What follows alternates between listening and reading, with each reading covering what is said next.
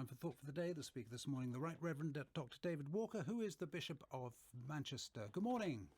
Good morning. When Pope Francis and the President of Ukraine met this weekend, one subject was, I trust, off the agenda. Unlike Volodymyr Zelensky's current meetings with other world leaders, I doubt that the Pontiff was asked to supply tanks, fighter planes or other heavy artillery. Almost 80 years ago, Joseph Stalin allegedly quipped, in response to a suggestion that the papacy might play a role in the post-war settlement, "The Pope? How many divisions does he have on the battlefield?" The spiritual leader of the Catholic Church was, in Stalin's view, a nobody. True authority is, however, not to be confused with coercive power. Last month I travelled to Rome with a group of Greater Manchester's religious and civic leaders. Like President Zelensky, we too have been granted a private audience with Pope Francis. Together we represented Christian, Jewish, Muslim, Hindu and Sikh communities. We came to talk about the work we're doing to tackle climate change in our city region and our ambitious goal of being carbon net zero by 2038. Diverse though our religious traditions may be, they unite in speaking of our responsibility to care for creation.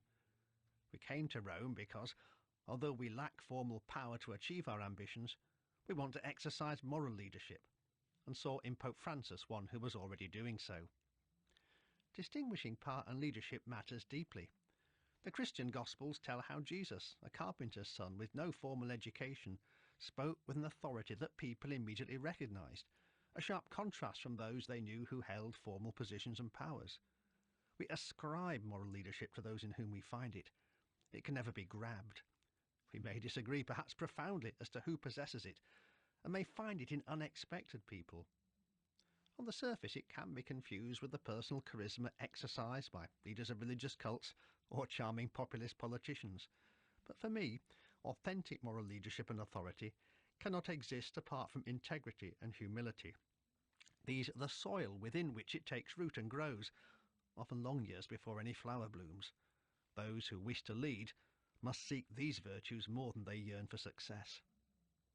After years as a professional actor, Ukraine's Volodymyr Zelensky no doubt knows how to create a desired response. His simple clothing and straightforward speech could be the appurtenances of a skilled performer. Yet many, including me, sense an authenticity. Here is a leader who appears to live close to his people and their struggles. His conversation with Pope Francis may not have bought him guns or ammunition, but if it strengthened his moral courage, in the same way that our Manchester group found, it will prove well worth the time and effort.